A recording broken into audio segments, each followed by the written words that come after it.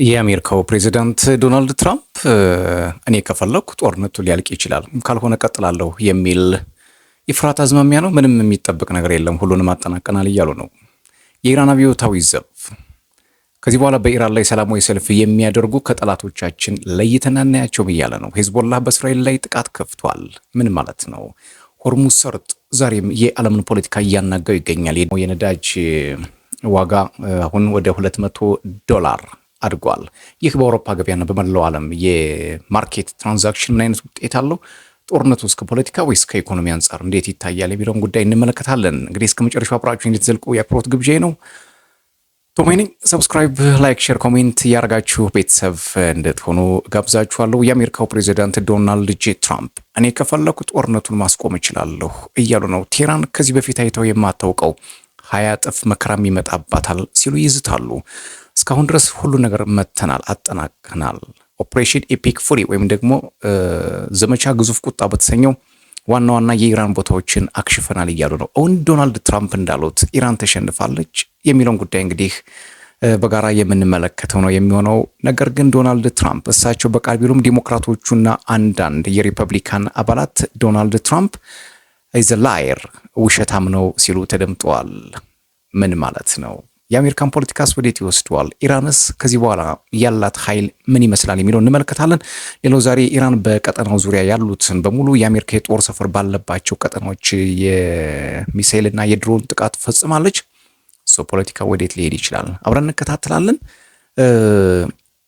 ወደዚያ ከመግባቴ በፊት አዲሱ የኢራን ጠቅላይ መሪ ጉዳት ደርሶባቸው ከጥቃት መትረፋቸው ተሰምቷል። እንግዲህ ሙጅተባ ኻሜኒ ከባድ ጥቃት ደርሶባቸው ነበር። በህይወት መትረፋቸውን የሀገሪቱ መገናኛ ብዙሃን ዘግቧል። ምንም አይነት ብዙም ጉዳት አልደረሰባቸው ነው የሚባለው። በሆርሙዝ ወሽመጥ እንግዲህ 3 የንግድ መርከቦች ላይ ምንነቱ ባልታወቀ ሮኬት ተመትተዋል። እነዚህ ነገሮች ሰፋ እያደረግን እንመለከታለን። ከመጀመሪያው ልነሳና እንግዲህ ክቡራን አድማጮቼ የአሜሪካው ፕሬዚዳንት ዶናልድ ትራምፕ ለአክሲዮስ የዜና ወኪል በኢራን ጉዳይ ላይ ጥያቄ ቀርቦላቸው ነበር። እንግዲህ ጦርነቱ በቅርቡ ያበቃል ሲሉ ተናግረው ምንም የምንጠብቀው ነገር የለም፣ ሁሉም ነገር ተጠናቋል፣ ኢላማ ማድረግ የፈለግናቸው ነገሮች በሙሉ በቁጥጥራችን ስር ሆነዋል፣ አሸንፈናል እያሉ ነው።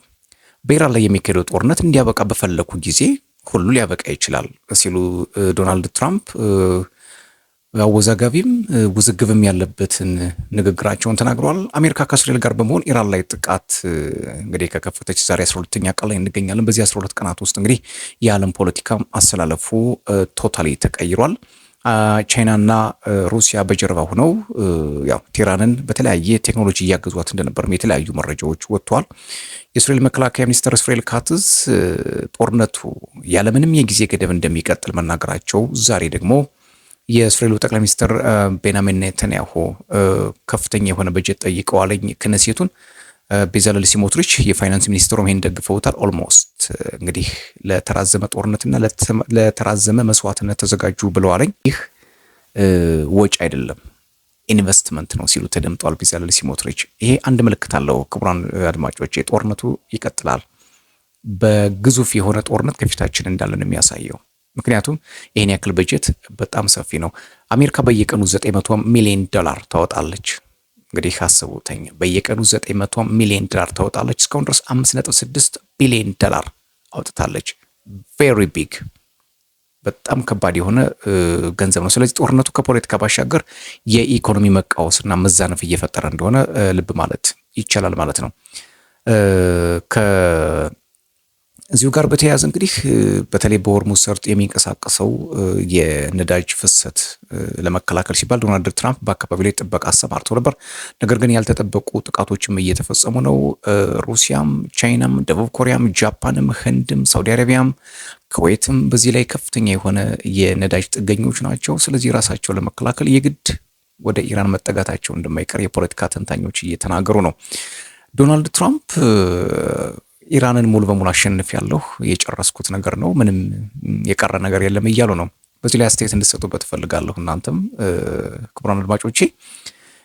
ሌላው በጣም እየገረመኝ በዚሁ መካከል አንድ ሀሳብ አንስቼ ልለፍ። የኢራን እስላማዊ ሪፐብሊክ ጠቅላይ መሪ ሆነው የተመረጡት አዲሱ ሙጅተባ ኻሜኒ ያሉበት የጤና ሁኔታ በጣም በከፍተኛ ሁኔታ ውዝግብ ፈጥሮ ነበር። ነገር ግን ዛሬ በተደረገላቸው ሕክምና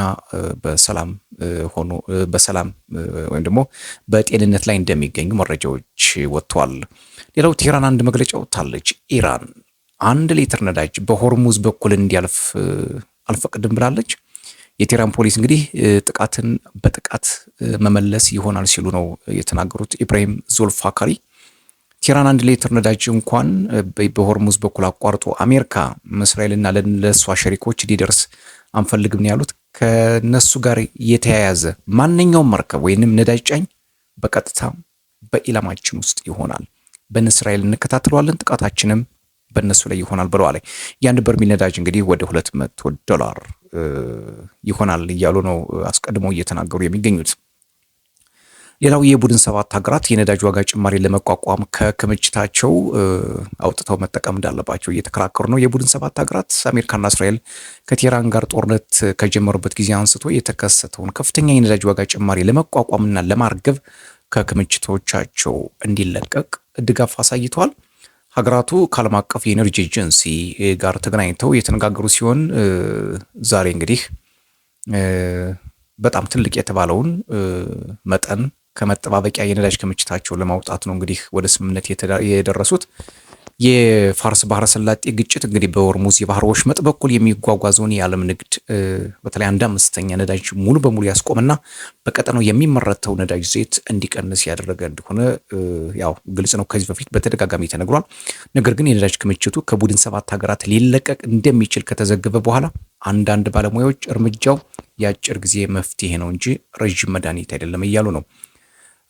በጣም የዓለም ፖለቲካ ወደየት እየሄደ እንደሆነ ወደ በጣም ውስብስብ ሆኗል። ለማንኛውም ዛሬ ላይ የወጡት ዋና ዋና መረጃዎች እንግዲህ በኢራን የባህር መርከቦች ላይ የተፈጸመ ጥቃት የሚያሳይ ቪዲዮም እየወጣ ነው። ኢራን ከባድ የሆነ ጥቃት ከአሜሪካና ከእስራኤል እንደደረሰባት እየተነገረ ነው። ይህ የዓለም ፖለቲካን ስንመለከተው አሁን እስራኤል በተለይ ከተለያየ አቅጣጫ የጦር ግንባር መክፈቷም እየተነገረ ነው። ምክንያቱም በዚህ በሊባኖስ በኩልና በኢራን በኩል የሚመጡ ጥቃቶች ትንሽ በጣም ክብደት እያሳዩ ነው እየተባለ ነው። ዶናልድ ትራምፕ እነዚህን ነገሮች እንዴት እንደሚፈቷቸው፣ ኔታንያሁስ በምን መልኩ እንደሚያረግባቸው ግልጽ የሆነ ነገር የለም። ለማንኛውም እንግዲህ የኢራን አብዮታዊ ዘብ በእውነተኛ ቃል ኪዳን 4 ዘመቻ ወደ እስራኤል የተተኮሱ ሚሳኤሎችን ምስል ይፋ አድርጓል። የኢራን እስላማዊ አብዮታዊ ዘብ ወይም ደግሞ ይሄ IRGC የሚባለው ማለት ነው ወደ እስራኤል ግዛት ተኩሻቸዋለሁ ያላቸውን ነገሮች በግልጽ ነው የተናገረው።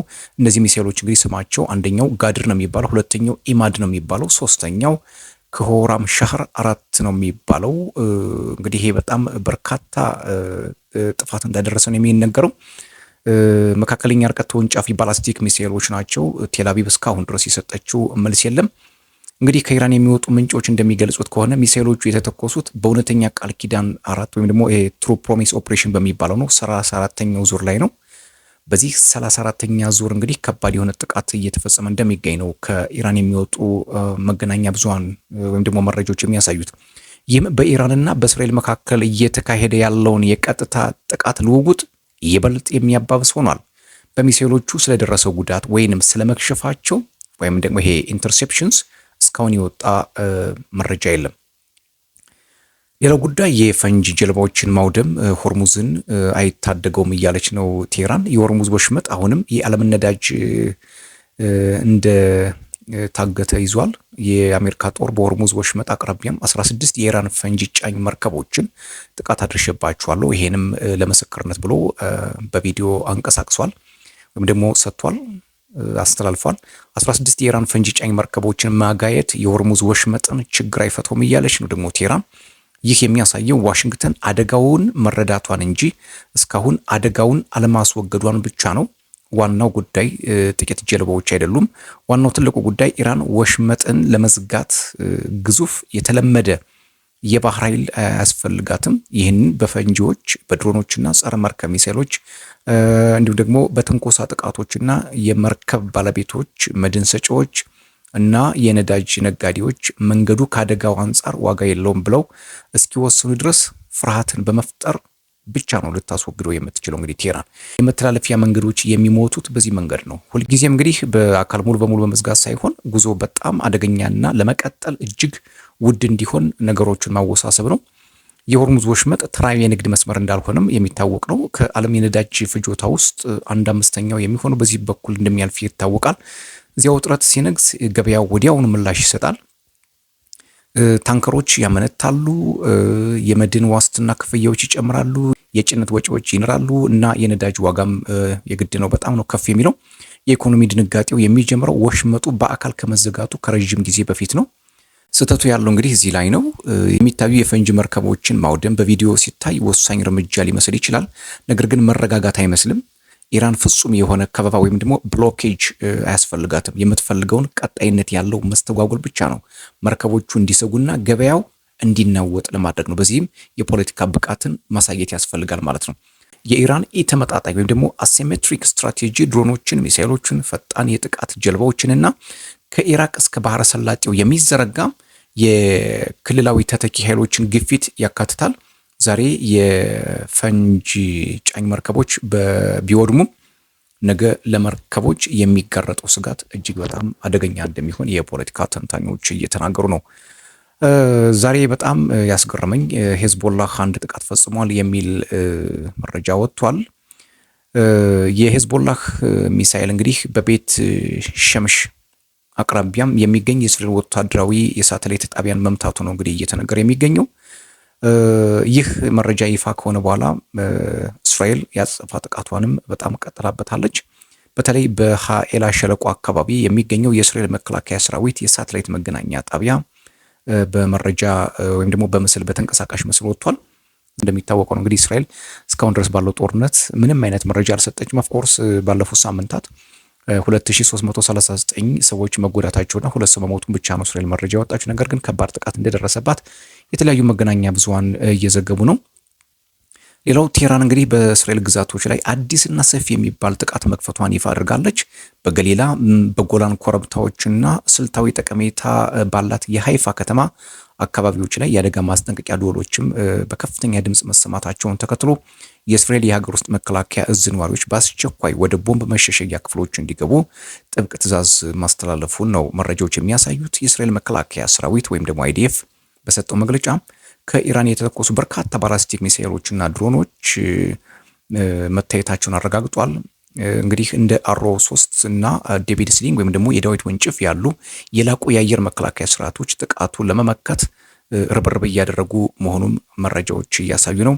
በሌላ በኩል የኢራን አብዮታዊ ዘብ ለጥቃቱ ኃላፊነቱን በመውሰድ እርምጃው ለጽዮናውያን አገዛዝ ትንኮሳ የተሰጠ ተመጣጣኝ ምላሽ መሆኑንም ይፋ አድርጓል። ጥቃቱ በተለይ በሰሜናዊ እስራኤል የሚገኙ ወታደራዊ ይዞታዎችን ኢላማ ያደረገ መሆኑም የጠቀሰው የኢራን መግለጫ አዳዲስና ትክክለኛ ኢላማቸውን የሚጠብቁ የረጅም ርቀት መሳሪያዎች ጥቅም ላይ መዋላቸውን አክሎም ገልጿል። እስካሁን ባለው መረጃ በሰው ሕይወት ላይ የደረሰ ቀጥተኛ ጉዳት ባይመዘገብም ጥቃቱ መላውን ቀጠና በከፍተኛ ውጥረት ውስጥ እንዲቆይ አድርጎታል የሚሉ መረጃዎች ነው እየወጡ የሚገኙት። እንግዲህ ክቡራን ተመልካቾቼ እና አድማጮቼ በዓለም ፖለቲካ አስተላለፍ ስንመለከተው እንግዲህ የሆርሙዝ ሰርጥ ለአውሮፓም፣ ለእስያም፣ ለምዕራብ ኤዥያም፣ ለመካከለኛው ምስራቅም፣ ለአፍሪካም በጣም ወሳኝ የሆነ ሰርጥ እንደሆነ ይታወቃል። በጣም ጠባብ በሆነች ሰርጥ ውስጥ የሚያልፈው የዓለም ጉድ እንግዲህ በዚህ ላይ ነው የተያዘው። በዚህ አካባቢ ደግሞ ኢራን ከፍተኛውን ድርሻ ትወስዳለች።